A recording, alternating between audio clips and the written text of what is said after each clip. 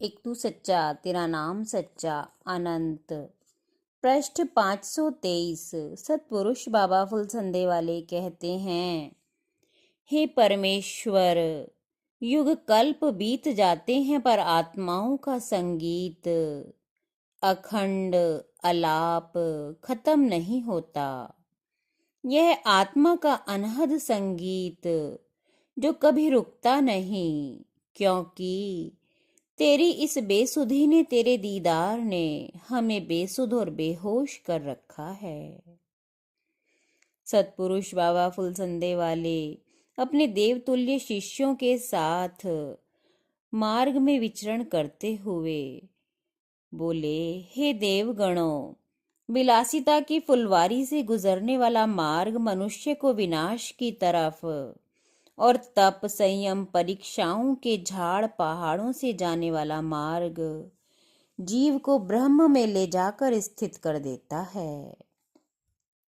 एक हमारे शिष्य अपने पिछले जन्म में मुनि मेतार्य थे।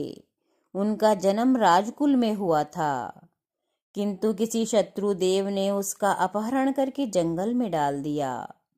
एक चांडाल ने उसे पाला और वह राजपुत्र से चांडाल पुत्र हो गया। किंतु पिछले किसी जन्म के पुण्य से किसी मित्र देवता द्वारा उसके कष्ट सुख में बदल गए। देवता ने उसे उपदेश दिया कि संयम और विरक्त जीवन को धारण करो। पर मेतार्य गृहस्थ जीवन को चाहते थे। देवता की अनुकंपा से वह मगध सम्राट श्रेणी का जामाता बन गए और राजा की भांति रहने लगे। देवता बार बार उसे तप संयम अपरिग्रह के बारे में बताता रहता। देवता ने उसे सब सुख साधन प्रदान किए और 12 वर्ष उस भोग काल की अवधि रखी। जब 12 वर्ष बीत गए तो देवता उसके सामने आ खड़ा हुआ।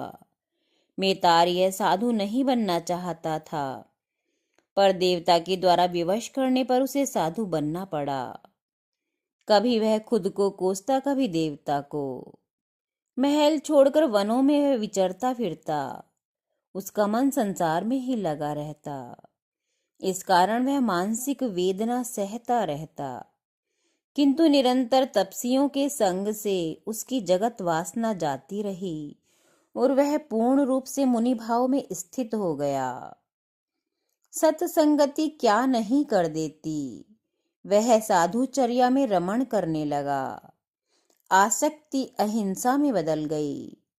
वह श्रामण्य से आत्मसात हो गया। उसने कठिन तप किया। शारीरिक तेज क्षीण हो गया और आत्मिक तेज प्रतिबिंबित होने लगा। ग्राम नगरों का विचरण करते हुए वह राजगृही में आ गया।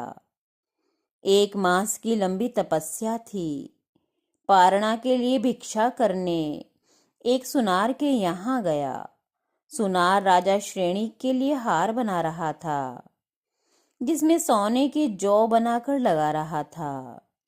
जौ की आकृति के स्वर्ण जौ वहां रखे थे। सुनार ने मुनि को नमन वंदन किया और मुनि को भिक्षा देने की अभिलाषा से भीतर गया। तभी एक पक्षी जो बहुत समय से उन जौ को खाने के लिए लालायित था आया और उन्हें असली जौ समझकर सबको खा गया और पेड़ पर जा बैठा। सुनार आया तो उसके होश उड़ गए। जौ कहाँ गए? मुनि के अलावा वहां और कोई दूसरा नहीं था। मुनि का मौन था। सुनार ने बार बार पूछा, जौ कहाँ गए? मुनि कुछ न बोला, न पक्षी की तरफ इशारा ही किया। सुनार ने सोचा, लोभवश मुनि ने चुराए हैं। वह गाली देने लगा, मारपीट भी करी, पर मुनि चुप रहे। किसी भी तरह जौ का पता न चला तो सुनार ने क्रोध में भीगा हुआ चमड़ा मुनि के सिर पर बांध दिया। चमड़ा सूखने के साथ साथ सिकुड़ता चला गया। मुनि को अपार वेदना होने लगी, पर सुनार को दया नहीं आई। मुनि के मन में सुनार के लिए तनिक भी द्वेष न आया। उनका चिंतन ऊर्ध्वगामी था। कैवल्य ज्ञान प्राप्त कर मुनि का निर्वाण हो गया। पक्षी सोने के जो पचा ना सका, उसका पेट फट गया और जौ नीचे गिर पड़े। सुनार के आश्चर्य और आत्मग्लानि का ठिकाना नहीं रहा। मुनि को उसने देखा तो होश उड़ गए। वह और कोई नहीं, राजा का दामाद था। मौत का भूत उसके सिर पर मंडराने लगा। बचाव का कोई रास्ता न था। उसने सोचा, मुनि ने पक्षी को बचाया तो मुझे भी बचा लेंगे। वह उनकी शरण गया। मुनि को नमन करके उसके मृत शरीर से वस्त्र उतारकर स्वयं पहन लिए।